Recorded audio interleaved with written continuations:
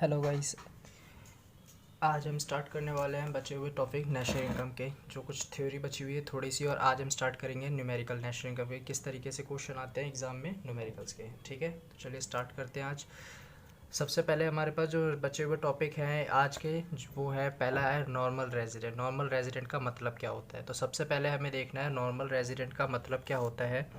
तो normal resident की देखिए कैसे हम इसे कर सकते हैं। नॉर्मल रेजिडेंट की मीनिंग क्या होती है। For a country normal resident are those whose normally resides in that country and their economic interest belong in that country। मतलब कि एक कंट्री के नॉर्मल रेजिडेंट वो लोग होते हैं जो उस कंट्री में रहते हैं, who normally reside in that country, मतलब वो उस कंट्री में रह रहे हैं, and their economic interest belong in that country.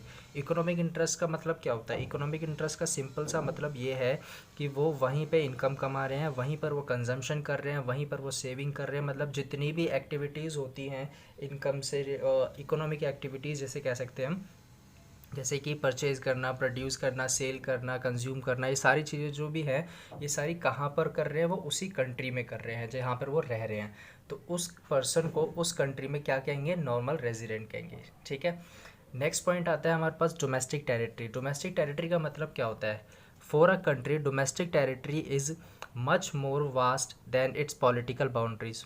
Domestic territory का मतलब है कि एक कंट्री के लिए उसकी जो डोमेस्टिक टेरिटरी है वो उसकी पॉलिटिकल बाउंड्रीज से बहुत ज़्यादा है। पॉलिटिकल बाउंड्रीज़ का मतलब क्या है, जो पॉलिटिकल बाउंड्रीज़ को आप ऐसे समझिए जहाँ तक हमारी गवर्नमेंट का कंट्रोल होता है, वो सारी हमारी पॉलिटिकल बाउंड्रीज होती है। मतलब कि हमारी जो इंडिया है, हमारा जो इंडिया है उसमें जहाँ जहाँ तक हमारी गवर्नमेंट, जो बीजेपी गवर्नमेंट है, उसका जितना भी पोर्शन कवर हो रहा है, जितना भी वो कंट्रोल में है, इंडिया के अंदर जितनी भी पॉपुलेशन है, और वो पॉपुलेशन सारी की सारी उस गवर्नमेंट के अंदर आती है, तो उस चीज़ को कहते हैं क्या, पॉलिटिकल बाउंड्री कहते हैं। कि वो जितना भी एरिया गवर्नमेंट के कंट्रोल में, उस चीज़ को पॉलिटिकल बाउंड्रीज कहते हैं। ठीक है, तो जो डोमेस्टिक टेरिटरीज पॉलिटिकल बाउंड्रीज से भी बड़ी होती है, वो कैसे बड़ी होती है वो देखिए।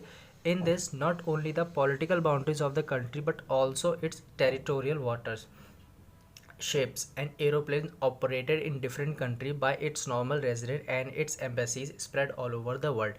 तो इसमें सिर्फ पॉलिटिकल बाउंड्रीज नहीं आती, इसमें और क्या क्या आता है साथ में, इसका टेरिटोरियल वाटर आता है। टेरिटोरियल वाटर का मतलब है कि जो हमारे कंट्री के पास का जो वाटर है, मतलब जितने भी समुद्र है हमारे कंट्री के पास के, इस सब में हमारा कुछ ना कुछ हिस्सा होगा, वो चीज़ यहाँ पर आएगी। उसके बाद आता है शिप्स, कि जो हमारे कंट्री के जो शिप्स हैं वो दूसरी कंट्री में जा रहे हैं, कुछ सामान ला रहे हैं, या फिर कुछ पैसेंजर शिप्स हैं, वो सारी चीज़ें यहाँ पर आ जाएंगी। एरोप्लेन, जो हमारी कंट्री से दूसरी कंट्री में एरोप्लेन जा रहे हैं, वहाँ से पैसेंजर ला रहे हैं, यहाँ से पैसेंजर पहुँचा रहे हैं, वो भी यहाँ पे कवर हो जाएंगे, वो भी डोमेस्टिक टेरिटरी के अंदर ही आएंगे। ऑपरेटेड इन डिफरेंट कंट्रीज, जो डिफरेंट कंट्रीज़ में ऑपरेट होते हैं बाय इट्स नॉर्मल रेजिडेंट, और इन्हें करता भी कौन है, हमारे कंट्री के ही नॉर्मल रेजिडेंट। ठीक है, and it's embassies spread all over the world. Embassies भी, जो हमारी कंट्रीज़ की एम्बेसीज़ हैं, वो जितने भी कंट्रीज़ में हमारी एम्बेसीज बिछी हुई है, मतलब जितनी भी एम्बेसीज हमारी कंट्रीज़ की दूसरे कंट्रीज़ में हैं, तो वो भी क्या होंगी, हमारे डोमेस्टिक टेरिटरी में आएंगी। अब कुछ लोगों को एम्बेसीज का मतलब नहीं पता होता, तो एम्बेसीज का मतलब मैं समझा देता हूँ। हिंदी में इसका मतलब होता है दूतावास। इसका काम क्या होता है, इसका काम होता है फॉरेन, जैसे कि मान लीजिए आप अमेरिका में रहते हैं, लेकिन आपको वहाँ पे, लेकिन आप हो तो इंडिया के, आप सारा काम इंडियंस में कर रहे हो, आप वहाँ पे कुछ ऐसा मान के चलिए आप कुछ दिनों के लिए वहाँ पे घूमने के लिए गए, लेकिन आपको वहाँ पे कुछ दिक्कत आ रही है, कुछ परेशानी आ रही है, तो आप वहाँ पे किसी को नहीं जानते और आपको हेल्प चाहिए। फॉर एग्जांपल आपको वापस आने के लिए ही हेल्प चाहिए, तो आप वहाँ पर इंडियन एम्बेसी सर्च करेंगे, इंडियन एम्बेसी में जाके आप वहाँ पे हेल्प ले सकते हैं। तो जो इंडियन एम्बेसी है, हमारे कंट्री की जो एम्बेसी है, या दूसरे कंट्रीज़ की जो हमारे कंट्रीज़ में हमारे कंट्री में जो एम्बेसीज़ हैं, ये सारी एम्बेसीज़ सिटीज़न की हेल्प के लिए होते हैं। कि कोई भी पर्सन अगर बाहर से यहाँ पर आ रहा है, तो हमारे कंट्री में जो भी उस कंट्री की जो एम्बेसी होगी, फॉर एग्जांपल अमेरिका का पर्सन हमारे कंट्री में आ रहा है और अमेरिकन एम्बेसी अगर हमारे कंट्री में है, तो वो अगर उससे कोई दिक्कत आती है, कुछ परेशानी आती है, ऐसे भी समझ सकते हैं जैसे एक्सचेंज वगैरह, करेंसी एक्सचेंज वगैरह उसे करवाना है, तो वो एम्बेसी जाके अपना काम करवा सकते हैं। ठीक है, होपफुली आपको ये समझ में आया होगा डोमेस्टिक टेरिटरी, नॉर्मल रेजिडेंट और ये एम्बेसीज वगैरह क्या होता है। अब यहाँ पे एक चीज़ देख लेते हैं कि टेरिटोरियल वाटर्स का मतलब क्या होता है। ठीक है, ये टेरिटोरियल वाटर्स देखते हैं क्या होता है। मान लीजिए ये हमारे कंट्रीज़ का, ये जो हमारी कंट्री है इंडिया, उसके नीचे का पोर्शन ये है। आपको पता ही है हमारी कंट्री का नीचे का पोर्शन इस तरीके से बना हुआ है, इस तरीके से जो है हमारा नीचे की तरफ है। ठीक है, इसे थोड़ा और बेटर बनाने की कोशिश करता हूँ मैं।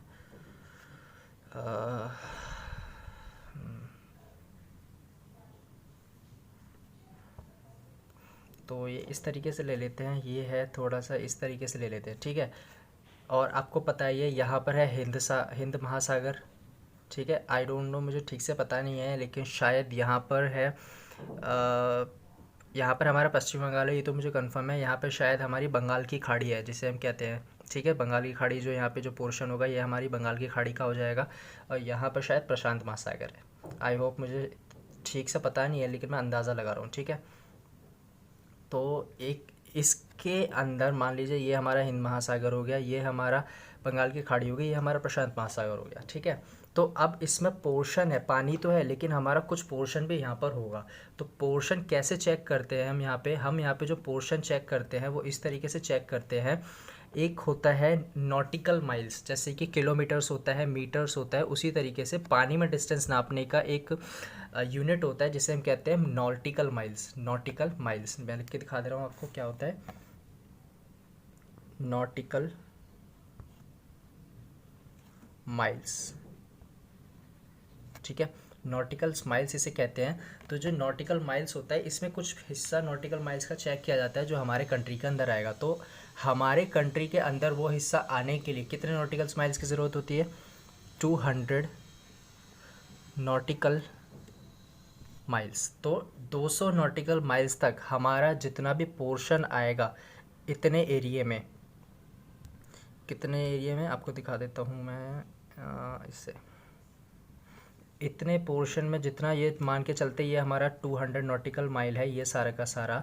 तो ये 200 नॉटिकल माइल्स में मान के चलते ये सारा पोर्शन आ रहा है। तो जितना भी ये पोर्शन, जितना भी नॉटिकल माइल, 200 नॉटिकल माइल में ये पानी आएगा तो ये सारा हिस्सा क्या होगा, हमारे कंट्री के डोमेस्टिक टेरिटरी मानी जाएगी। ठीक है, आपके कोर्स में ये चीज़ है नहीं, नॉटिकल माइल्स वगैरह क्या होता है या फिर ये आपका वाटर वगैरह क्या होता है, ये कुछ आपके कोर्स में नहीं है। मैं आपको सिर्फ एक अंडरस्टैंडिंग के बेसिस के लिए बता रहा हूँ ताकि आपको आइडिया लग जाए कि हाँ कुछ ऐसा भी होता है जिसकी वजह से हम क्या करते हैं, इसको मान के चलते हैं कि हमारा पानी में कितना पोर्शन है। ठीक है, होपफुली आपको ये समझ में आया होगा अच्छे से। अब आगे बढ़ते हैं, हमारे पास क्या है। तो देखिए, जैसे कि अभी हमने नॉर्मल रेजिडेंट की डेफिनेशन कर ली, डोमेस्टिक टेरिटरी की डेफिनेशन कर ली। अब आगे देखते हैं इसमें नेक्स्ट क्या है हमारे पास। नेक्स्ट हमारे पास आता है national income, most important topic of the chapter. National income का मतलब ही क्या है? नेशनल इनकम को हमने पहले भी इसकी शायद डेफिनेशन देख रखी है, मैंने आपको बताई थी। नेशनल इनकम का मतलब क्या होता है? नेशनल इनकम का मतलब होता है कि एक कंट्री में एक पर्सन द्वारा वो क्या कर रहा है, अपनी इनकम अर्न कर रहा है, तो उस चीज़ को कहते हैं क्या, उस पर्सन की नेशनल इनकम कहते हैं। और उस नेशनल इनकम में सिर्फ उस कंट्री की इनकम नहीं आती, वो इनकम बाहर की इनकम भी उसमें इंक्लूड होगी। फॉर एग्जांपल कोई पर्सन है जिसका बिजनेस बाहर चल रहा है दूसरे कंट्री में, लेकिन वो यहाँ से ऑपरेट कर रहा है, तो उसकी जो इनकम बाहर से आएगी वो यहाँ पर टैक्सेबल होगी उस पर टैक्स लगेगा, इसलिए उसे यहाँ पे भी क्या कहेंगे, नेशनल इनकम का पार्ट कहेंगे। ठीक है, तो यहाँ पे कुछ टर्म्स वगैरह होती हैं नेशनल इनकम के लिए, कुछ टर्म्स होती हैं जो कि मैं अभी आपको बता देता हूँ, लेकिन कुछ आपको आइडिया लग जाए इसलिए मैं आपको बता दे रहा हूँ। यहाँ पे कुछ मान के चलते हैं, एक होता है हमारे पास GNP MP। ठीक है, इसको हम आगे देखेंगे कि ये सारी चीज़ें होती क्या है, अभी बस आपको एक आइडिया दे रहा हूँ। एक होता है GNP NP और एक होता है NDP-FC। मैंने यहाँ पे सारी डिफरेंट वैल्यू ली है। GN अलग है, N और D अलग है, P और P तो सेम ही रहेगा, MP और FC अलग है। ठीक है, तो ये मैं आपको दिखा क्यों रहा हूँ, मैं आपको ये दिखा इसलिए रहा हूँ ताकि आपको कैलकुलेशन में इजी हो जाए आगे चल के, क्योंकि आगे हम कैलकुलेशन करेंगे वहाँ पे फॉर्मूले तो हैं ही, लेकिन ये बेसिक कैलकुलेशन है। फॉर्मूले से अगर आपने वैल्यू निकाल दी ठीक है, लेकिन अगर आपको बेसिक कैलकुलेशन नहीं आई तो आपका आंसर नहीं निकल पाएगा और आपको फुल मार्क्स नहीं मिल पाएंगे। ठीक है, तो चलिए देखते हैं। तो सबसे पहले इस जी का मतलब होता है ग्रॉस। ग्रॉस का मतलब कि वो वैल्यू जिसमें क्या कहते हैं, कुछ अभी माइनस ना हुआ हो। जैसे आपने देखा होगा किसी सामान के ऊपर जो आपके क्या कहते हैं, जो पैकिंग में आता है सामान, जो कैन वगैरह में आता है, उस पर दो तरीके के वेट होते हैं, एक होता है ग्रॉस वेट, एक होता है नेट वेट। ग्रॉस वेट का मतलब होता है उसके अंदर का मटेरियल प्लस जो जिस कंपोनेंट में वो चीज़ है, फॉर एग्जांपल वो कि किसी बॉक्स में है तो उसके अंदर का मटेरियल वो और उस बॉक्स का जो वेट है वो, उन दोनों को मिला के जो वेट होगा वो क्या हो जाएगा, ग्रॉस हो जाएगा।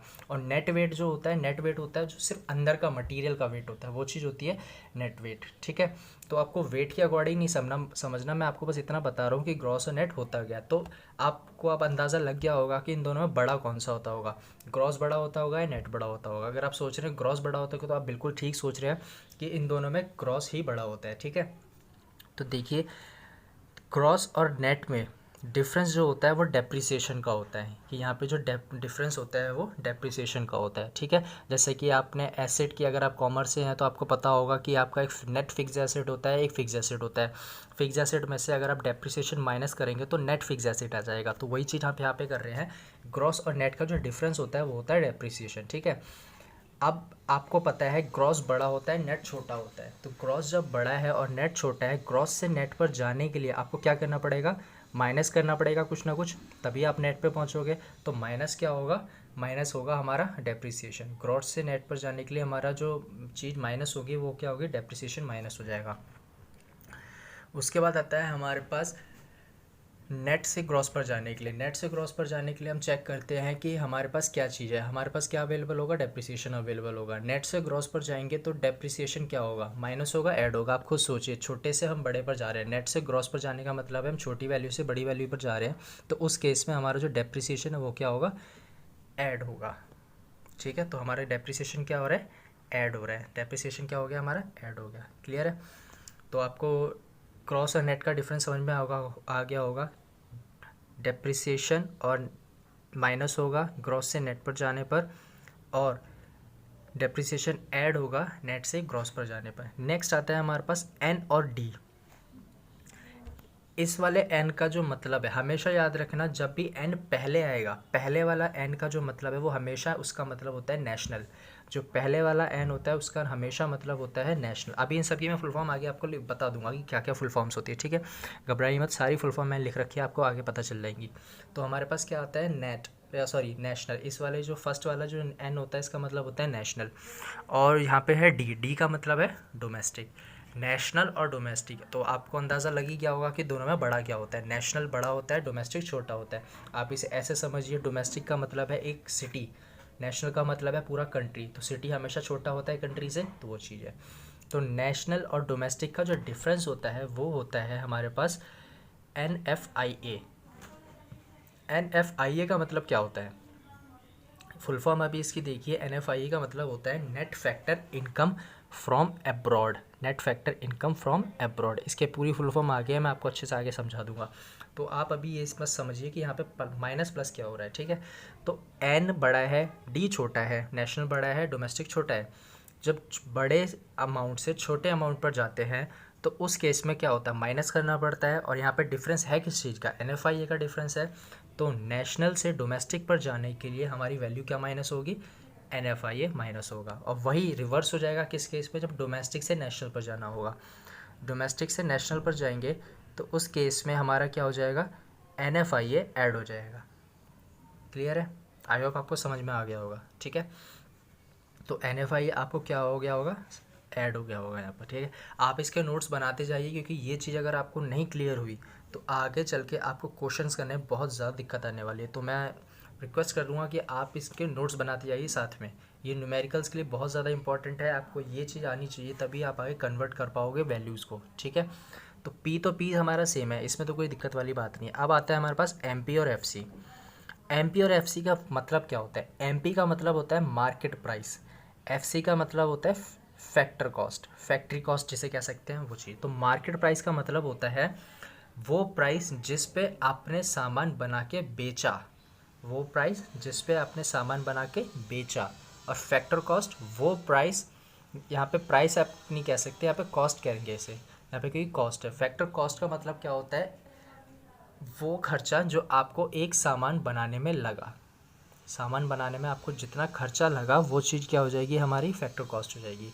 फॉर एग्ज़ाम्पल, आपने फिक्स कॉस्ट फिक्स कॉस्ट कह रहा हूँ मैं, फैक्ट्री कॉस्ट। फैक्ट्री कॉस्ट मतलब मान के चलिए आपको एक यूनिट बनाने में, किसी सामान को बनाने में 100 रुपये लगे, खर्चा उस पर कितनी कॉस्ट आई, कॉस्ट उस पर लगी 100 रुपये, 100 रुपये उसकी कॉस्ट हो गई। तो यहाँ पे जो फैक्ट्री कॉस्ट होगी, फैक्टर कॉस्ट, वो क्या हो जाएगी हमारे पास 100 रुपये हो जाएगी। अब जब आपने उसे 100 रुपये खर्च करे हैं तो आप हमेशा चाहोगे कि 100 रुपये अगर खर्च करें हैं तो मैं इससे ज़्यादा ही कमाऊँ, 100 रुपये खर्च करके मैं ज़्यादा ही कमाऊँ या 100 रुपये भी मिल जाए। लेकिन एक नॉर्मल पर्सन जो होता है, जो एक नॉर्मल एंटरप्रेन्योर होता है, वो हमेशा यही चाहता है कि मैंने जितने खर्च करे हैं उससे ज़्यादा ही कमाऊँ। तो उस केस में आप क्या करोगे, उसे मार्केट में बेचोगे ज़्यादा रेट पे।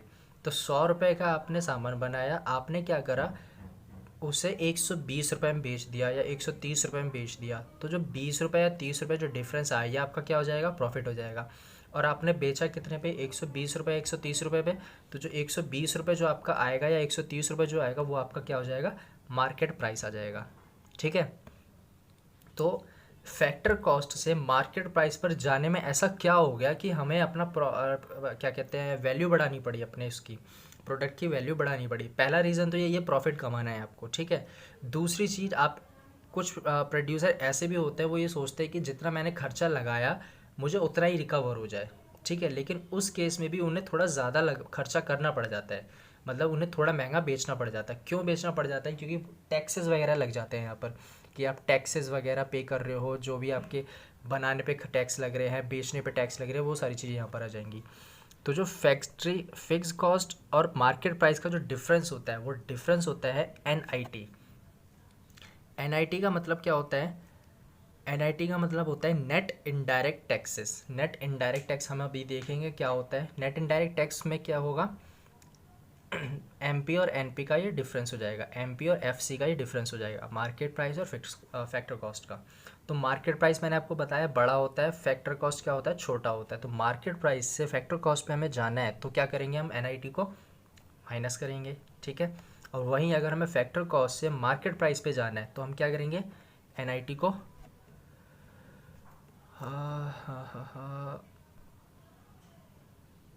प्लस कर देंगे। होपफुली आपको समझ में आया होगा कि फैक्टर कॉस्ट छोटा है, MP बड़ा है, तो हम जब छोटे से बड़े पर जाते हैं तो क्या करते हैं, हम ऐड करते हैं। ठीक है। तो ये सारी जब टर्म्स थी आपको याद होनी चाहिए, पता होनी चाहिए कि ये चीज़ें होती क्या है। तो एक बार इसे दोबारा से फटाफट से रिवाइज कर लेते हैं, क्विक रिवीजन।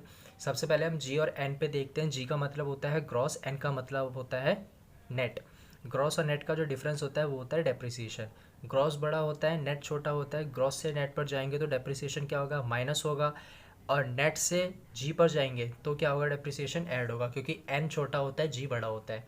उसके बाद जो फर्स्ट वाला N होता है, अब यहाँ पर हमारा आ रहा है N, दूसरा है N और D। N और D में क्या दिक्कत है हमारी, यहाँ पर जो आएगा हमारा जो सेकंड वाला N होता है, सॉरी मैंने शायद आपको पहले गलत बता दिया था। अब यहाँ पे आप अच्छे से समझिए, जो दूसरा वाला जो N होता है, जो दूसरा वाला N होता है वो हमेशा नेशनल का N होता है। ठीक है। और जो पहले वाला N होता है वो क्या होता है, नेट का होता है। जैसे कि GNP MP और NDP MP। GNP MP में N कौन नंबर, सेकंड नंबर पे आ रहा है तो ये नेशनल है, और NDP FC में N फर्स्ट नंबर पे आ रहा है तो ये नेट है। ठीक है। तो नेशनल से डोमेस्टिक पर जाने का जो डिफरेंस होता है वो होता है NFI है, net factor income from abroad. Net बड़ा होता है, डोमेस्टिक छोटा होता है। और नेशनल से हम कहाँ जाएंगे, डोमेस्टिक पर जाएंगे तो हमारा NFI क्या होगा, माइनस होगा। और डोमेस्टिक से नेशनल पर जाएंगे तो हमारा NFI क्या होगा, ऐड होगा। ठीक है। P तो P सेम रहता है। MP और FC में हमारा क्या आता है डिफरेंस, NIT मतलब नेट इनडायरेक्ट टैक्सेस। ठीक है। तो MP बड़ा होता है, FC छोटा होता है। तो MP से FC पर जाने के लिए NIT क्या करना पड़ता है, हमें माइनस करना पड़ता है। और FC से MP पर जाने के लिए NIT क्या करना पड़ेगा, हमें ऐड करना पड़ेगा। ठीक है। चलिए आगे बढ़ते हैं, इन टर्म्स को समझ लेते हैं क्या क्या चीज़ें होती हैं, ये फिर देख लेते हैं। तो देखिए, जो G है उसका मतलब होता है ग्रॉस, N का मतलब होता है नेट, नेशनल। ये जो पहले वाला N है उसका मतलब है नेट, और जो सेकंड वाला N आएगा वो हमेशा नेशनल होगा। और फिर D से होता है डोमेस्टिक। NFI का मतलब क्या होता है, NFI का मतलब होता है net factor income from abroad. ठीक है। इसका फॉर्मूला होता है factor income from abroad minus factor income to abroad. अब फैक्टर इनकम फ्रॉम अब्रॉड का मतलब क्या होता है, फैक्टर इनकम फ्रॉम अब्रॉड का मतलब है ऐसी इनकम जो हमें बाहर से अर्न हुई है, फ्रॉम अब्रॉड मतलब बाहर से आई है, माइनस में टू अब्रॉड का मतलब ऐसी इनकम जो बाहर गई है, बाहर किसी दूसरी कंट्री को इनकम हुई है। तो इन दोनों का जो डिफरेंस निकलेगा वो हमारे पास बचेगा। जो चीज़ वैल्यू बचेगी वो हमारे पास क्या आ जाएगा, NFI आ जाएगा, net factor income from abroad आ जाएगा। ठीक है, मान के चलिए जैसे कि फैक्ट फ्रॉम इनकम जो थी हमारी, फ्रॉम अब्रॉड जो थी मान के चले थे 100 थी और टू अब्रॉड थी 80, तो हमारा जो नेट डिफरेंस आएगा वो आ जाएगा 20, और 20 जो होगा वो क्या हो जाएगा, net factor income from abroad हो जाएगा। ठीक है, फिर आता है NIT। NIT का जो मैंने बताया था, NIT का मतलब क्या होता है, नेट इनडायरेक्ट टैक्स होता है, और नेट इनडायरेक्ट टैक्स की जो फुल फॉर्म होती है वो क्या होती है, नेट, सॉरी क्या बोल रहा हूँ मैं, NIT का मतलब होता है नेट इनडायरेक्ट टैक्स, और NIT का कुछ फॉर्मूला होता है। NIT का फॉर्मूला क्या होता है, indirect tax minus subsidy. Indirect tax का मतलब GST, ये हमारा क्या है, इनडायरेक्ट टैक्स है। कस्टम ड्यूटी, ये हमारा क्या है, इनडायरेक्ट टैक्स है। ठीक है, ऐसे टैक्सेस जिनकी, जो इसे ऐसे समझिए कि वो टैक्सेस जिनको गवर्नमेंट को पे करने के लिए हमारी डायरेक्ट लाइबिलिटी नहीं होती, पे हमें करना है लेकिन पे हम नहीं करते गवर्नमेंट को, हमारे बिहाफ पे कोई और पर्सन पे करता है, वो क्या होता है, इनडायरेक्ट टैक्सेस होते हैं। ठीक है, अब आगे हम जब चैप्टर करेंगे बजट चैप्टर, उसमें आपको अच्छे से क्लियर हो जाएगा। ठीक है, तो आप टेंशन मत लीजिए अगर अभी नहीं समझ में आया तो। उसके बाद आता है सब्सिडी। सब्सिडी का मतलब होता है छूट, मतलब कुछ डिस्काउंट देना। फॉर एग्ज़ाम्पल, आप कुछ ऐसा प्रोजेक्ट बना रहे थे कि जिससे इन्वायरमेंट को हेल्प मिलेगी, इन्वायरमेंट में क्या होगा, फ़ायदा होगा। गवर्नमेंट को ये पता चला, आपने गवर्नमेंट के पास प्रपोजल दिया कि मैं ऐसा सामान बना रहा हूँ, ऐसा इक्विपमेंट बना रहा हूँ जिससे हमें इन्वायरमेंट को सिक्योर करने में हेल्प मिलेगी, लेकिन उसकी कॉस्ट बहुत ज़्यादा है। तो आपने क्या करा, गवर्नमेंट से हेल्प मांगी, गवर्नमेंट ने बोला ठीक है 25% या 30% हम पे कर देंगे, बाकी आप पे कर दो। तो 25% या 30% जो गवर्नमेंट ने पे किया है वो क्या हो जाएगी, सब्सिडी हो जाएगी, उतनी आपको छूट मिल गई। आपको अब कितना पे करना है, 70% पे करना है, बाकी 30% गवर्नमेंट पे करेगी, तो जो 30% मिली वो क्या हो जाएगी, आपकी सब्सिडी हो जाएगी। क्लियर है? आई होप आपको अच्छे से समझ में आ गया होगा, मैंने पूरी कोशिश की आपको अच्छे से समझाने की। अगर फिर भी आपको कोई दिक्कत है, डाउट आता है, तो आप इसे कमेंट में आपसे बता दीजिएगा। ठीक है, और अगर आपने अपनी प्रीवियस वीडियोस नहीं देखी हैं और डायरेक्ट यहाँ पे जंप कर रहे हैं तो प्लीज़ प्रीवियस वीडियोस पहले देखिए, तभी आपको ये थोड़ा सा यहाँ पे क्लियर हो जाएगा। ठीक है, चलिए अब आगे करते हैं, कुछ क्वेश्चंस कर लेते हैं इससे, जिससे आपको आइडिया लग जाएगा कि ये सारी चीज़ें होती क्या है। ठीक है,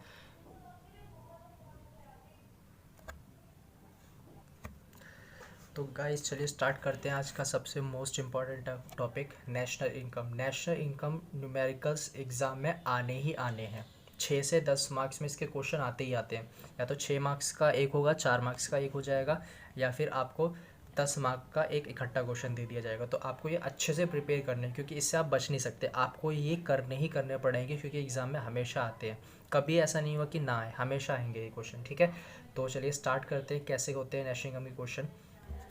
तो हेडिंग बनाते हैं हम नेशनल इनकम, आप साथ ही साथ बनाते जाइएगा।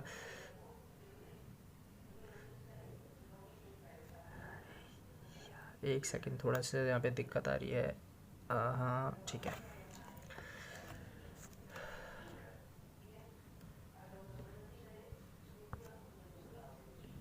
National income.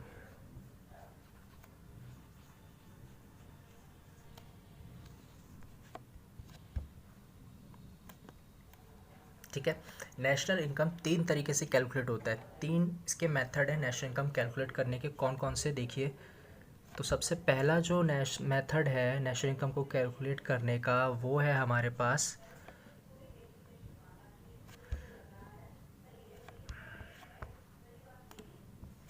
Product method.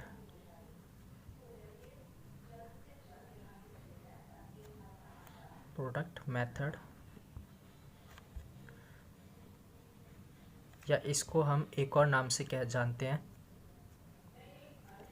Value added method.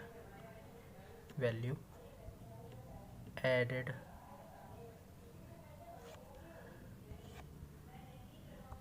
Method. ठीक है, वैल्यू एडेड मेथड। उसके बाद हमारे पास आता है इनकम मेथड। सेकंड मेथड होता है हमारे पास क्या, इनकम मेथड।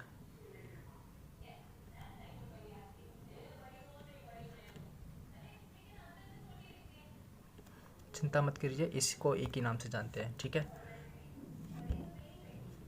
नेक्स्ट आता है हमारे पास एक्सपेंडिचर मेथड।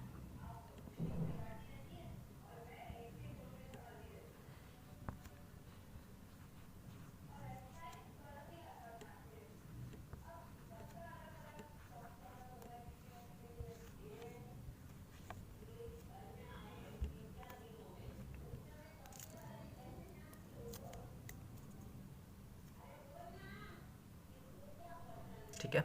तो अब देखिए इनमें कैलकुलेट क्या होती है, कैलकुलेशन क्या होती है। तो सबसे पहले आपको ये पता होना चाहिए कि नेशनल इनकम को कहते क्या है। नेशनल इनकम को मतलब एज अ नंबर टर्म्स में क्या कहते हैं। जैसे मैंने आपको पहले बताया था जीएनपी, एमपी, एनडीपी, एफसी, उस तरीके से मैंने कुछ चीज़ें बताई, तो उसी तरीके से नेशनल इनकम को कहते क्या है। नेशनल इनकम को आइडेंटिफाई किस चीज़ से करते हैं, तो नेशनल इनकम को हम एनएनपी एफसी कहते हैं। ठीक है। Net national product at factor cost, net national product at factor cost. ठीक है। नेशनल इनकम को क्या कहते हैं, net national product at factor cost. तो एग्जाम में आपसे बोला जा सकता है कि नेशनल इनकम कैलकुलेट करिए, तो नेशनल इनकम कैलकुलेट करने का मतलब क्या है, आपको एनएनपीएफसी निकालनी है। या फिर आपसे ये भी बोला जा सकता है कि आप एनएनपीएफसी कैलकुलेट करिए। एनएनपीएफसी कैलकुलेट करने के लिए बोलते हैं तो उसका मतलब भी क्या है, आपके पास नेशनल इनकम ही निकालनी है। ठीक है। तो चलिए अब देखते हैं इन सारे मेथड्स में वैल्यू क्या क्या फाइंड आउट होती है, तो जिसकी वजह से हम क्या करेंगे, नेशनल इनकम निकालेंगे। तो नेशनल इनकम निकालने के लिए प्रोडक्ट मेथड में या वैल्यू एडेड मेथड में हमें क्या चाहिए होता है, जो हमारी चीज़ वैल्यू कैलकुलेट होती है वो होती है हमारे पास जीडीपी एमपी। क्या निकलता है हमारे पास, जीडीपी एमपी। ठीक है। जीडीपी एमपी या फिर जीवीए एमपी, जीवीए एमपी। ठीक है। तो वैल्यू एडेड मेथड में या प्रोडक्ट मेथड में हमारे पास क्या निकलता है, जीडीपी एमपी या जीवीए एमपी। तो अगर आपसे बोला है प्रोडक्ट मेथड की हेल्प से निकालिए तो आप निकालेंगे जीडीपी एमपी। ठीक है, जीडीपी एमपी। और अगर आपसे बोला है वैल्यू एडेड मेथड की हेल्प से निकालिए तो आप क्या निकालेंगे, जीवीए एमपी। जीडीपी एमपी का मतलब क्या होता है, gross domestic product at market price. ये शायद हमने अभी पीछे देखा था, आपको याद होगा। जीडीपी एमपी का मतलब होता है gross domestic product at market price. और फिर जीवीए एमपी का मतलब होता है gross value added at market price. Clear है, दोनों चीज़ें क्या होती हैं। उसके बाद आता है हमारे पास इनकम मेथड। इनकम मेथड में हम क्या निकालते हैं, इनकम मेथड में जो हमारा निकलता है वो निकलता है हमारे पास N D P F C. ठीक है, N D P F C जो हमारे पास इनकम मेथड में निकलता है वो क्या निकलता है हमारे पास, N D P F C निकलता है। नेक्स्ट आता है हमारे पास एक्सपेंडिचर मेथड। एक्सपेंडिचर मेथड में हमारे पास क्या निकलता है, इसमें दो चीज़ें निकलती हैं, एक होता है जीडीपी एमपी या फिर एनडीपी एमपी।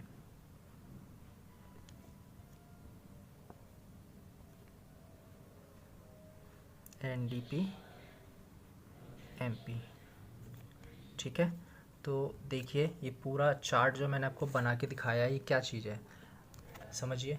हमें क्या करना है, नेशनल इनकम निकालना है। नेशनल इनकम को हम कहते क्या है, एनएनपीएफसी कहते हैं। नेशनल इनकम निकालने के तीन मेथड है, एक है product method, value added method, दूसरा है इनकम मेथड, एक्सपेंडिचर मेथड, तीसरा। तो जो हमारे पास प्रोडक्ट मेथड है उसमें जो हम वैल्यू निकालते हैं वो क्या होता है हमारे पास, जीडीपी एमपी या जीवीए एमपी होता है। ठीक है, जो हमारी वैल्यू निकलती है वो क्या होती है, जीडीपी एमपी होती है या फिर जीवीए एमपी होती है। नेक्स्ट आता है हमारे पास इनकम मेथड। इनकम मेथड में क्या निकलता है हमारे पास, एनडीपी एफसी निकलता है। और लास्ट मेथड होता है हमारे पास एक्सपेंडिचर मेथड, जिसमें क्या कैलकुलेट होता है हमारे पास, जीडीपी एमपी या एनडीपी एमपी कैलकुलेट किया जाता है। ठीक है। तो चलिए फॉर्मूले देख लेते हैं, इनको कैलकुलेट करने के फॉर्मूले क्या क्या है हमारे पास फटाफट से।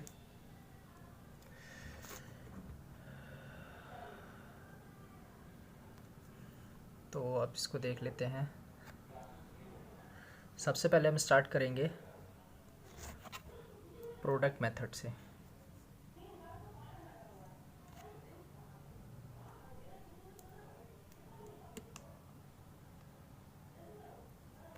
तो सबसे पहले हम स्टार्ट कर रहे हैं प्रोडक्ट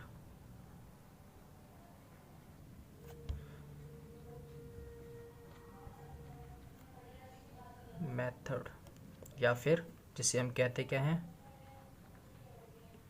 वैल्यू एडेड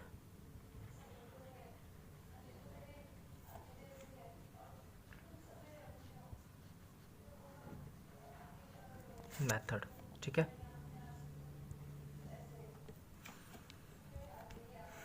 तो आपको पता ही है यहाँ पे नेशनल इनकम, जब सॉरी नेशनल इनकम कह रहा हूँ, वैल्यू एडेड मेथड आपने लिख लिया है ये,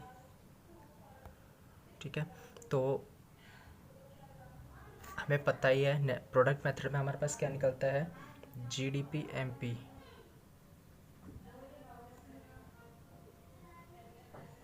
या जीवीए एमपी। इसका कुछ फॉर्मूले होते हैं, फॉर्मूलेस देखिए इसके क्या होते हैं।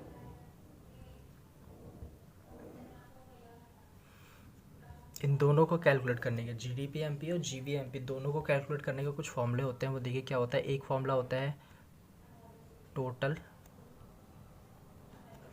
आउटपुट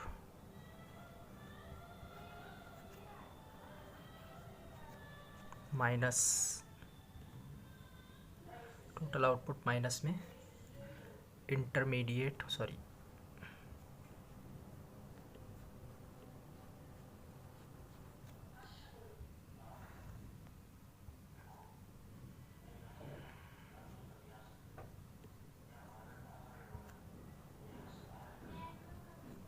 कॉस्ट, या फिर कंजम्पशन भी इसे कह सकते हैं, ठीक है। इंटरमीडिएट कॉस्ट या कंजम्पशन।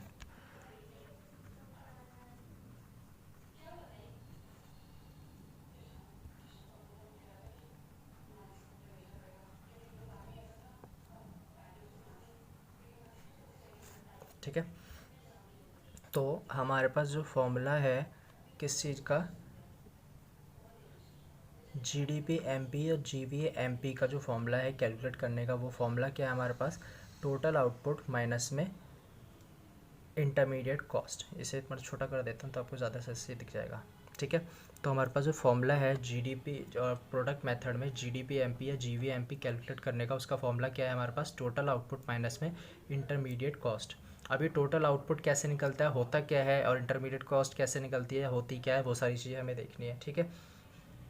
तो टोटल आउटपुट का जो मतलब है, टोटल आउटपुट का मतलब होता है कि जितना आपने सामान बनाया, जितना आपने सामान बनाया और बेच दिया। आउटपुट का मतलब क्या है, जितना आपने सामान बनाया और बेच दिया, ठीक है। तो यहाँ पे टोटल आउटपुट का फॉर्मूला लिखिए,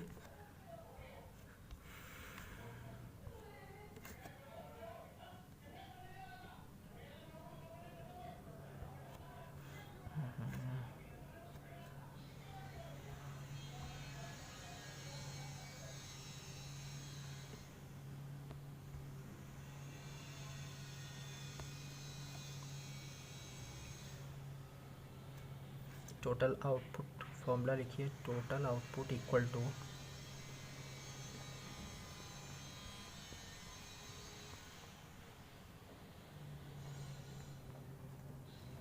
टोटल सेल्स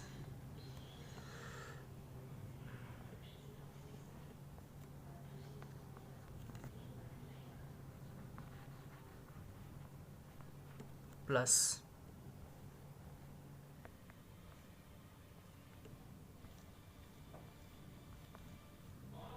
इसे हटा देते हैं यहाँ से,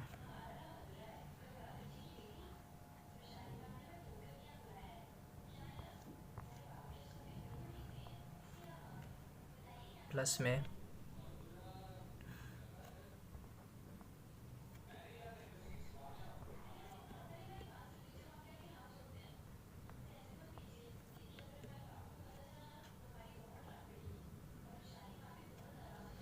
चेंज इन स्टॉक,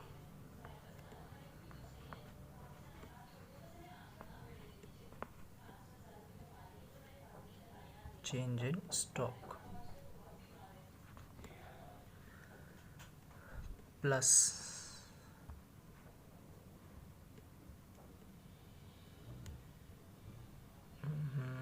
प्लस में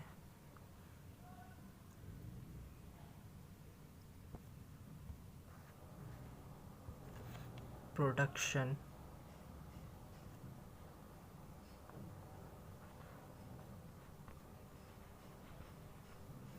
फॉर सेल्फ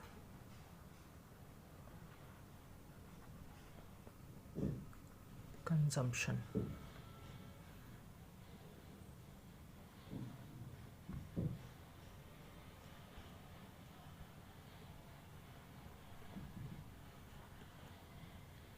ठीक है। तो फॉर्मूला क्या होता है, देखिए सबसे पहले हमने देखा प्रोडक्ट मेथड और वैल्यू एडेड मेथड का मतलब क्या होता है। वैल्यू एडेड मेथड और प्रोडक्ट मेथड में हमें कैलकुलेट क्या करना पड़ता है, तो इसमें कैलकुलेट क्या करना पड़ता है, जीडीपी एमपी या जीवीएमपी। जीडीपी एमपी हो गया या जीवीएमपी हो गया, दोनों का मतलब वही है, लेकिन यहाँ पर बस थोड़ा सा फर्क आ जाता है, वी आ जाता है, वी का मतलब होता है वैल्यू एडेड। ठीक है, तो इन दोनों का जो फॉर्मूला होता है वो होता है, मेन फॉर्मूला वो है टोटल आउटपुट माइनस में इंटरमीडिएट कॉस्ट। फिर हमने देखा टोटल आउटपुट का फॉर्मूला क्या होता है, टोटल आउटपुट का फॉर्मूला होता है टोटल सेल्स प्लस में चेंज इन स्टॉक प्लस में production for self consumption. Product तो हम यहाँ पे देखेंगे सबसे पहले कि है क्या। टोटल सेल्स का मतलब आपको पता ही है कि जितना सामान बनाया और उसने जितना बेच दिया, ठीक है, वो चीज़ हमारी आ जाएगी, टोटल सेल्स आ जाएगी। चेंज इन स्टॉक का मतलब है कि हमारा जो स्टॉक था, साल के स्टार्टिंग में कितना स्टॉक था, मतलब हमारे पास कितना मटेरियल था, और साल के एंड में कितना हमारे पास मटेरियल है, इन सब का जो बीच का डिफरेंस होगा वो क्या हो जाएगा, चेंज इन स्टॉक हो जाएगा। इसका मैं फॉर्मूला लिखवाऊंगा, अभी आपको पता चल जाएगा। Production for self consumption, production for self consumption का मतलब होता है ऐसा प्रोडक्शन जो सेल्फ कंज्यूम के लिए बनाया है। जैसे कि कोई प्रोड्यूसर है, वो उसका क्या कहते हैं, शूज़ का बिज़नेस है, ठीक है, वो शूज़ मैन्युफैक्चर करता है, शूज़ बनाता है, तो उसने क्या करा, कुछ एक यूनिट अपनी फैमिली के लिए उसने बनवा लिए शूज़, कि उसके मान के चलते शादी हो रही है, उसे गिफ्ट देने थे किसी को, मतलब कोई भी रीज़न हो, उसने कुछ यूनिट्स अपने लिए बनवा लिए। तो जो यूनिट्स उसने अपने लिए बनवाए वो क्या हो जाएगा, प्रोडक्शन फॉर सेल्फ कंजम्पशन, मतलब अपने कंजम्पशन के लिए जो प्रोडक्शन होगा वो क्या हो जाएगा हमारे पास, प्रोडक्शन फॉर सेल्फ कंजम्पशन हो जाएगा। क्लियर है। तो चलिए अब आगे देखते हैं इसका जो फॉर्मूला है चेंज इन स्टॉक का फॉर्मूला। चेंज इन स्टॉक का फॉर्मूला हम देखते क्या है,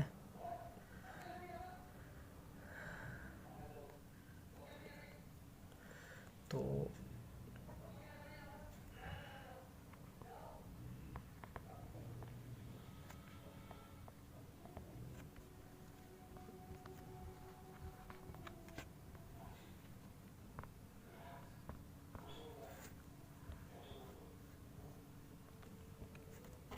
चेंज इन स्टॉक का जो फॉर्मूला होता है वो होता है क्लोजिंग स्टॉक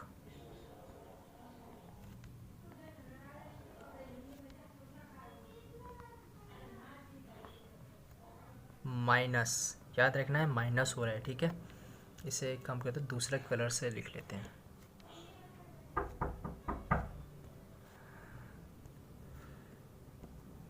माइनस, ठीक है, माइनस। मैंने बताया था कि ये स्टॉक का डिफरेंस होता है साल के स्टार्टिंग में और साल के ओपनिंग में, ठीक है। तो यहाँ पर आता है हमारे पास, हाँ हाँ हाँ हाँ, क्लोजिंग स्टॉक माइनस में ओपनिंग स्टॉक,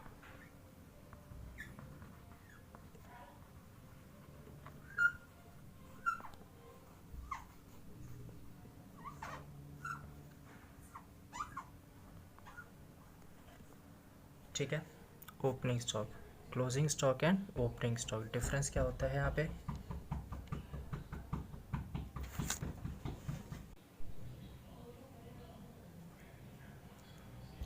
तो जैसे मैंने पीछे बताया था, अभी हमारे पास क्या होता है, फॉर्मूला हमने देखा था, फॉर्मूला किसका देखा था हमारे पास, change in stock. Change in stock का फॉर्मूला होता है क्लोजिंग स्टॉक माइनस में ओपनिंग स्टॉक, ठीक है।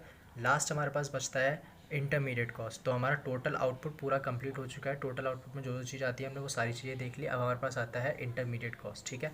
इंटरमीडिएट कॉस्ट का मतलब क्या होता है, देखिए इंटरमीडिएट कॉस्ट का कुछ फॉर्मूला होता है, वो हम क्या देख लेते हैं यहाँ पे। तो हेडिंग बनाइए इंटरमीडिएट कॉस्ट,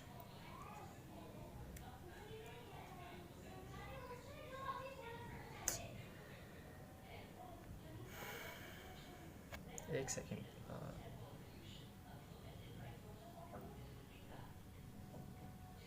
तो हमें किसका फॉर्मूला देखना है, इंटरमीडिएट कॉस्ट का फॉर्मूला देखना है। इंटरमीडिएट कॉस्ट,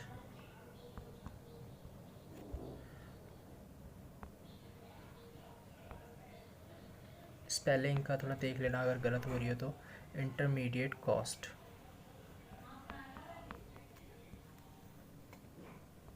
ठीक है। तो इंटरमीडिएट कॉस्ट का फॉर्मूला क्या होता है, लिखिए purchase of raw material,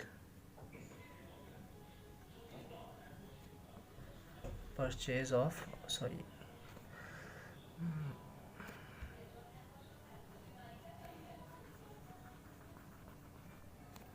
raw material,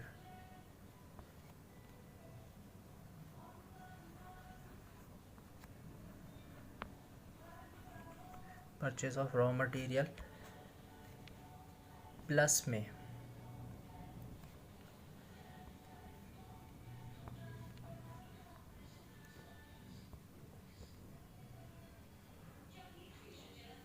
other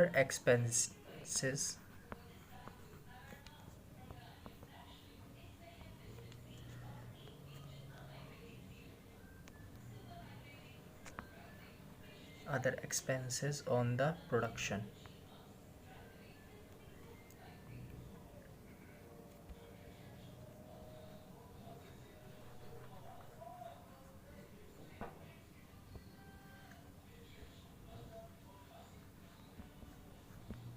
ठीक है, तो बेसिकली पूरा फॉर्मूला है क्या वो आप देख लीजिए।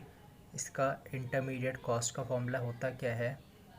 इंटरमीडिएट कॉस्ट का फॉर्मूला होता है हमारे पास purchase of raw material plus में other expenses on the production. मतलब जो हम रॉ मटेरियल परचेज कर रहे हैं प्रोडक्शन करने के लिए वो भी आएगा यहाँ पर, प्लस में कोई और एक्सपेंडिचर जो कर रहे हैं हम किस लिए, प्रोडक्शन करने के लिए। प्रोडक्शन करने के लिए मतलब हम यहाँ पे जो भी खर्चे कर रहे हैं, जैसे कि हमने फ्रेट पे किया, वेजेस पे किए, सारी चीज़ जो भी इलेक्ट्रिसिटी का जो बिल हो जाता है वो सारी चीज़ यहाँ पर क्या जाएंगी, अदर एक्सपेंसेस में मानी जाएंगी, और उसे कहेंगे क्या हम, ऐड करके परचेज ऑफ रॉ मटेरियल में इंटरमीडिएट कॉस्ट कहेंगे उसे। ठीक है, आई होप आपको ये समझ में आ गया होगा पूरा टॉपिक क्या था कि क्या है इसमें। तो देखिए, हमने सबसे पहले देखा नेशनल इनकम 3 टाइप से कैलकुलेट होती है। एक होता है प्रोडक्ट मेथड, दूसरा होता है इनकम मेथड, तीसरा होता है एक्सपेंडिचर मेथड। नेशनल इनकम को हम कहते हैं क्या, NNPFC कहते हैं। उसके बाद हम कहते हैं प्रोडक्ट मेथड। प्रोडक्ट मेथड में क्या होता है, एक होता है GDP-MP निकलता है, दूसरा निकलता है GVA-MP।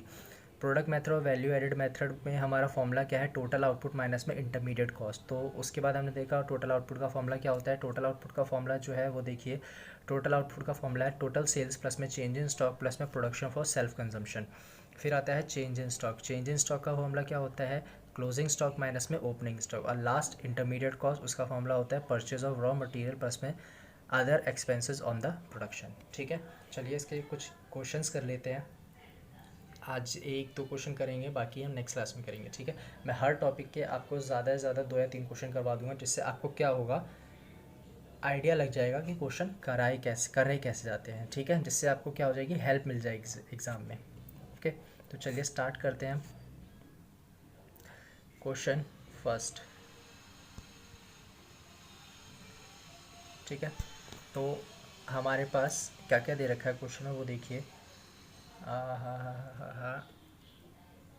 आपको ये सारी वैल्यू क्वेश्चन में दे रखी होंगी। और पहली चीज़ आपको एग्ज़ाम में क्या होगा कि आपको बोल के चलेगा कि आपको क्या निकालना है, लेकिन ये बहुत मुश्किल है कि आपको बोल के चलेगी कौन से फॉर्मूले से निकालना है। मींस प्रोडक्ट मेथड से निकालना है, एक्सपेंडिचर से निकालना है, या इनकम से निकालना है। अगर बोल रखा है तो अच्छी बात है, नहीं बोल रखा तो आपको आइडेंटिफाई करना आना चाहिए कि इसमें कौन सी वैल्यूज़ गिवन है और इसमें कौन सा फॉर्मूला लगेगा। ठीक है, तो चलिए स्टार्ट करते हैं।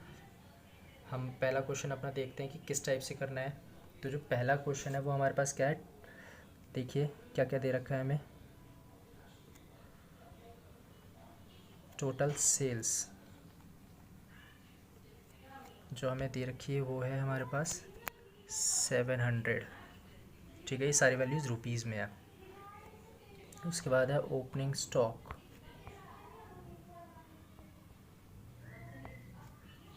हमें दे रखा है 200।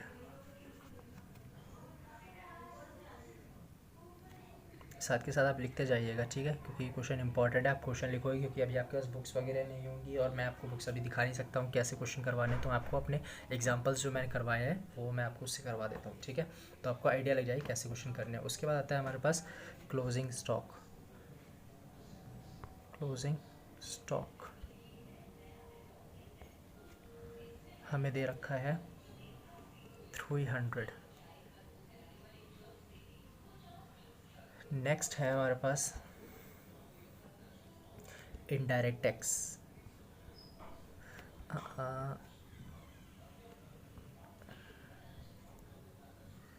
इनडायरेक्ट टैक्स हमें डायरेक्ट दे रखा है, मतलब क्वेश्चन में खुद ही गिवन है इनडायरेक्ट टैक्सेस। कितने दे रखे हैं हमें क्वेश्चन में, 70।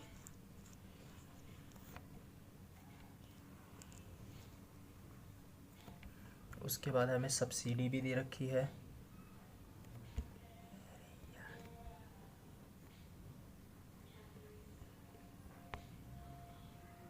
सब्सिडी हमें दे रखी है 100। नेक्स्ट है हमारे पास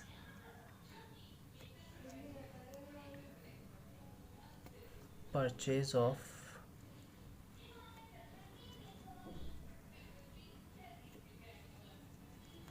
रॉ मटेरियल।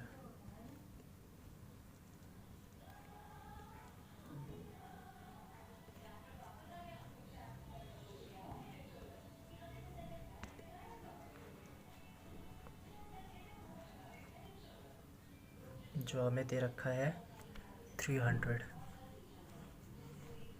ठीक है। नेक्स्ट हमारे पास जो वैल्यू है वो क्या है, consumption of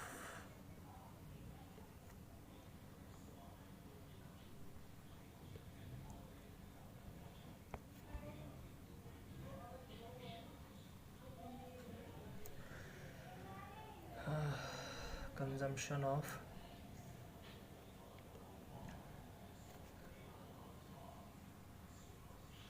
fix capital.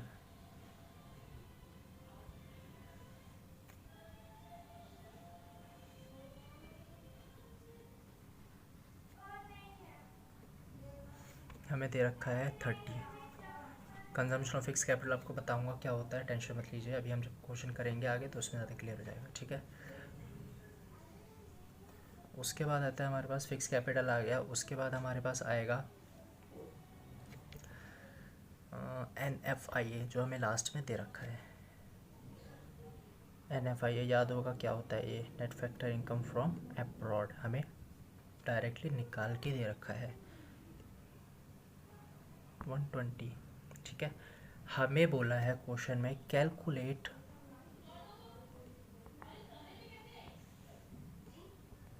National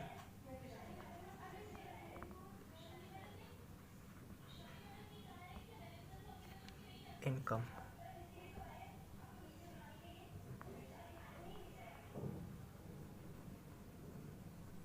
ठीक है। हमें क्या कैलकुलेट करना है, नेशनल इनकम कैलकुलेट करना है। तो एक बार ये पूरा क्वेश्चन देख लीजिए हमें क्या क्या क्वेश्चन में दिया हुआ है। ठीक है। तो हमें क्वेश्चन में टोटल सेल्स दिए, ओपनिंग क्लोजिंग स्टॉक दिया है, इनडायरेक्ट टैक्स दिया है, सब्सिडी दी है, परचेज ऑफ रॉ मटेरियल दिया है, consumption of fix capital NFIA और नेशनल इनकम हमें निकालना है। ठीक है। तो चलिए अब इसको करना स्टार्ट करते हैं।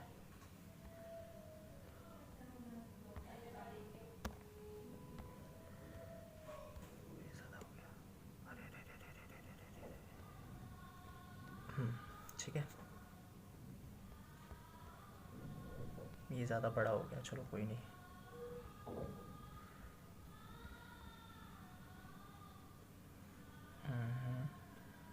एक सेकेंड,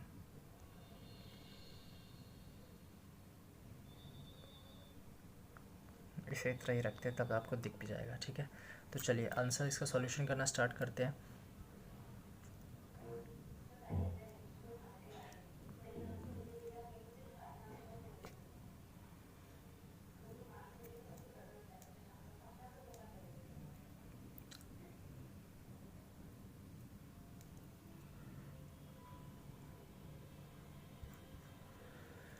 सबसे पहले हमें निकालना क्या है, यहाँ पे नेशनल इनकम निकालना है। नेशनल इनकम का मतलब क्या होता है, NNPFC, जैसे मैंने बताया था नेशनल इनकम को कहते हैं क्या है, NNPFC निकालना है। ठीक है। तो NNPFC निकालना है, लेकिन उससे पहले हमें एक चीज़ यहाँ पे ये देखनी पड़ेगी कि हमें क्वेश्चन में क्या चीज़ें दी है। हमें क्वेश्चन में दे रखा है सेल्स दे रखी है, ओपनिंग स्टॉक, क्लोजिंग स्टॉक, ये सारी चीज़ें दी कौन से मेथड होती, कौन से मेथड में, ये सारी चीज़ें किस में होती है, हमारे प्रोडक्ट मेथड में होती है। प्रोडक्ट मेथड में निकलता क्या है हमारे पास, GDP MP निकलता है। तो सबसे पहले हमें यहाँ पे GDP MP कैलकुलेट करना पड़ेगा। GDP MP, उसका फॉर्मूला क्या होता है हमारे पास, टोटल आउटपुट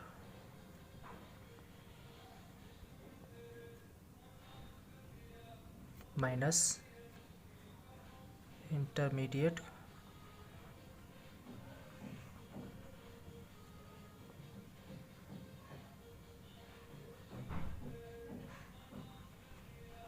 कॉस्ट, ये फॉर्मूला होता है। लेकिन क्वेश्चन में हमें सारी चीज़ें डायरेक्ट तो दी नहीं है। देखिए क्वेश्चन में हमें डायरेक्ट तो दिया नहीं है कुछ, हमें सब कुछ अंदर की वैल्यूज़ दे रखी है, तो सबसे पहले हमें क्या करना पड़ेगा, इन सबको कैलकुलेट करना पड़ेगा, टोटल आउटपुट को निकालना पड़ेगा, इंटरमीडिएट कॉस्ट को निकालना पड़ेगा, ठीक है। तो टोटल आउटपुट को निकालेंगे, टोटल आउटपुट को निकालते हैं, देखिए कैसे निकलेगा, आपको पता ही है फॉर्मूला क्या होता है टोटल आउटपुट का। तो टोटल आउटपुट का फॉर्मूला लिखिए, total output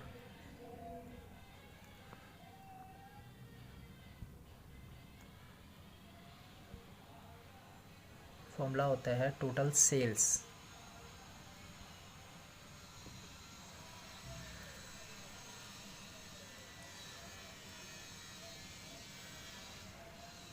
total sales plus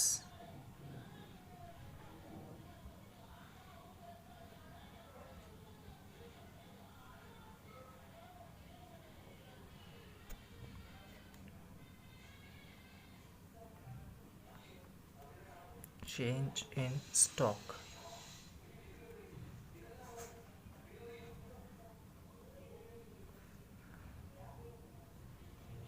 plus में प्रोडक्शन फॉर सेल्फ कंजम्पशन, ये होता है फॉर्मूला।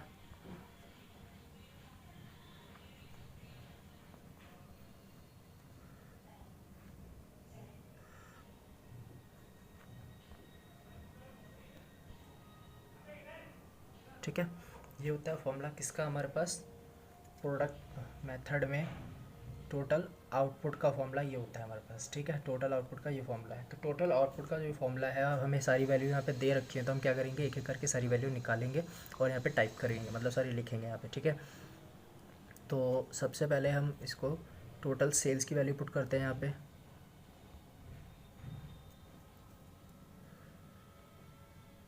टोटल सेल्स की वैल्यू हमारे पास कितनी दे रखी है, 700 प्लस में change in stock, change in stock हमें नहीं पता लेकिन उसकी वैल्यू तो दे रखी है, मतलब उसके अंदर एक कंपोनेंट्स दे रखे हैं। कैसे निकलता है, क्लोजिंग स्टॉक माइनस में ओपनिंग स्टॉक करके निकलता है। क्लोजिंग स्टॉक हमारे पास क्या आ जाएगा, 300 माइनस में ओपनिंग स्टॉक कितना है हमारे पास, 200 प्लस, ये साथ के साथ चलता रहेगा। और नेक्स्ट क्या है हमारे पास, प्रोडक्शन फॉर सेल्फ कंजम्पशन, इसकी तो वैल्यू हमें पता ही नहीं है, और जिसकी वैल्यू नहीं पता और जिसका फॉर्मूला भी नहीं है तो हम उसे क्या लेंगे, ज़ीरो, ठीक है, उसे हम सारे ले लेंगे, ज़ीरो ले लेंगे। तो हमारे पास वैल्यू कितनी आएगी इसको सॉल्व करके, 700 प्लस में 300 माइनस 200 इक्वल टू 100, और आंसर आ जाएगा हमारे पास 800। लेकिन ये आया क्या, ये टोटल आउटपुट आया है, ठीक है, फाइनल आंसर नहीं आया, टोटल आउटपुट आया है। अब हमें क्या निकालना है यहाँ पर, एक और बोर्ड ले लेते हैं हम यहाँ पर, ठीक है। तो अब हमें क्या निकालना है, इंटरमीडिएट कंजम्पशन निकालना है, इंटरमीडिएट कंजम्पशन,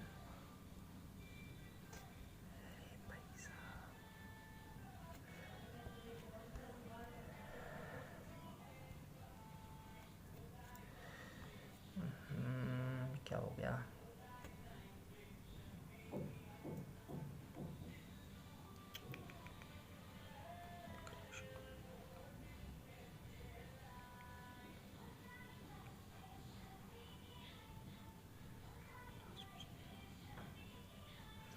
इंटरमीडिएट, ओ सॉरी,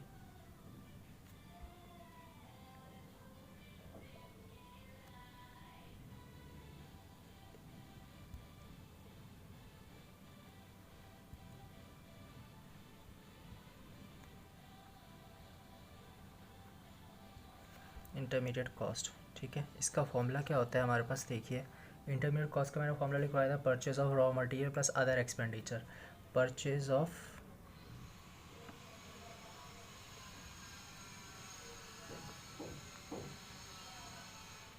रॉ मटेरियल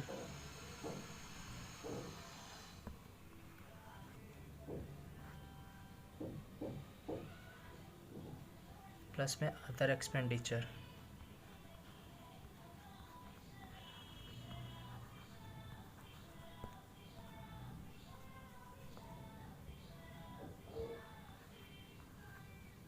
ठीक है। तो इसका फॉर्मूला क्या होता है, purchase of raw material plus में अदर एक्सपेंडिचर। चलिए पीछे देखते हैं हमने क्या इसकी वैल्यूज़ थी?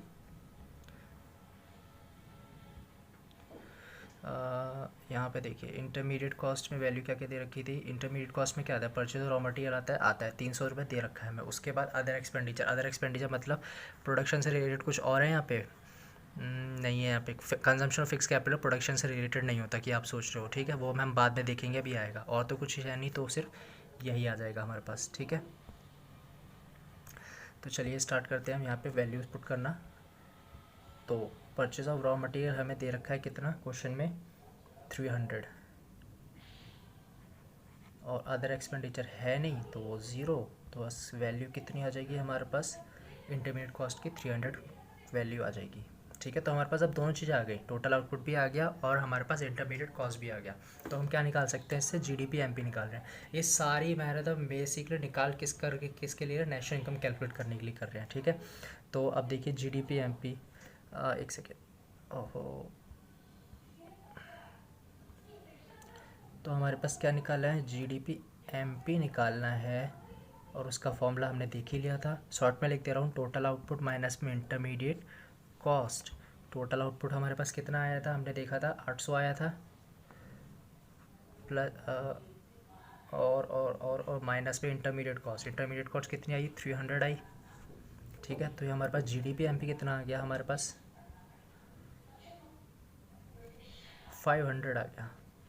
बट यहाँ पे क्वेश्चन ख़त्म नहीं हुआ है, हमें निकालना क्या है, NNPFC मतलब नेशनल इनकम। अब यहाँ पे मेन कैलकुलेशन, जो स्टार्टिंग में कैलकुलेशन मैंने आपको बताई थी कि ग्रॉस बड़ा नेट छोटा, ये सारी चीज़ें बताई थी, वो अब यहाँ पे काम आएंगी, ठीक है।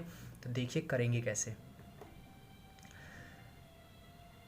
हमें जो चीज़ निकालनी होती है वो हम लेफ़्ट साइड पे रखते हैं, और जो चीज़ गिवन होती है वो हम क्या करते हैं, राइट साइड पे रखते हैं। जैसे कि हमें निकालना क्या है, नेशनल इनकम निकालना है। नेशनल इनकम को कहते हैं क्या है, हम NNP, इसे दूसरे कलर से कर लेते हैं, एक काम करते हैं,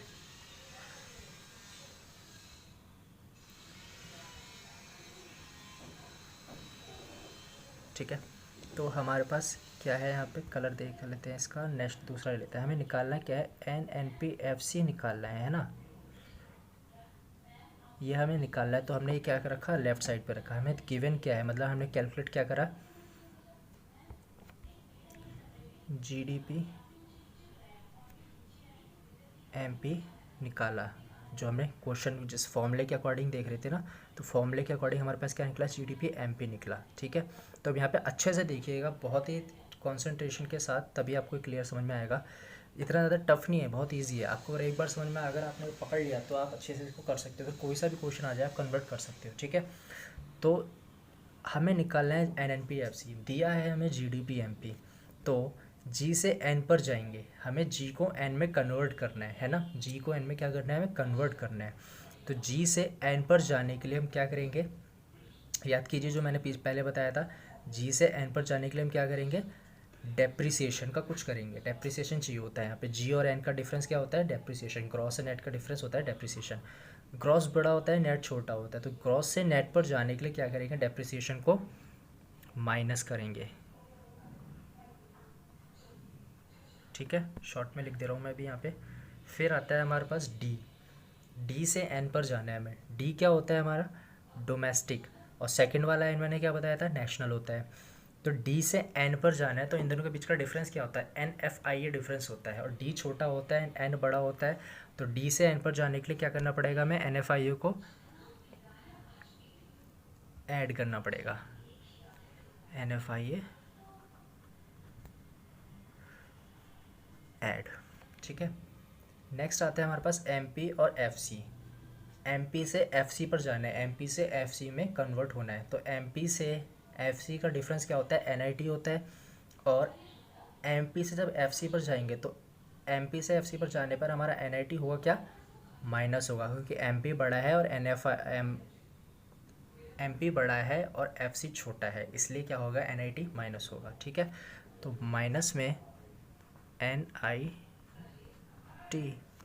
क्लियर है। ये मेन कैलकुलेशन है, बस यहाँ पे आपको ये समझ में आना चाहिए। एक बार दोबारा देख लो, जीडीपी एमपी हमें दे रखा है, या फिर हमने जैसे फॉर्मूले के अकॉर्डिंग निकाल लिया, फॉर्मूले की जो रिक्वायरमेंट होगी वो चीज़ निकलेगी और उसको सारा कन्वर्ट करना है किसमें, एनएनपीएफसी में। ठीक है, तो जीडीपी एमपी हमें निकला फॉर्मूले से, फॉर्मूले से हमें जीडीपी एमपी निकलने के बाद हमने क्या करा, इसे कन्वर्ट करा। जी से एन पर जाएंगे तो क्या होगा हमारे पास, डेप्रिसिएशन का कुछ होगा। डेप्रिसिएशन क्या होगा, जी से एन पर जा रहे हैं तो डेप्रिसिएशन क्या होगा, माइनस होगा, क्योंकि जी बड़ा है एन छोटा है। डी से एन पर जाएंगे तो इन दोनों का डिफरेंस क्या होता है, एन एफ आई ए होता है, और डी से एन पर जाएंगे तो हमारा N F I A add होगा। पी से बी सेम रहेगा। एम पी और एफ सी का डिफरेंस होता है हमारे पास क्या, N I T. M P बड़ा है एफ सी छोटा है, तो एम पी से एफ सी पर जाने के लिए हम क्या करेंगे, एन आई टी को माइनस करेंगे। अब वैल्यू पुट करना स्टार्ट कर देते हैं। तो 500 क्या है हमारे पास, G D P M P की वैल्यू माइनस डेप्रिसिएशन। अब आप क्वेश्चन में देखिए, आपको मैंने कुछ दिखाया था यहाँ पर, oh sorry sorry sorry sorry sorry sorry, जैसे कि मैंने आपको यहाँ पे कुछ लिखवाया था, कहाँ गया कहाँ गया कहाँ गया कहाँ गया, ये रहा।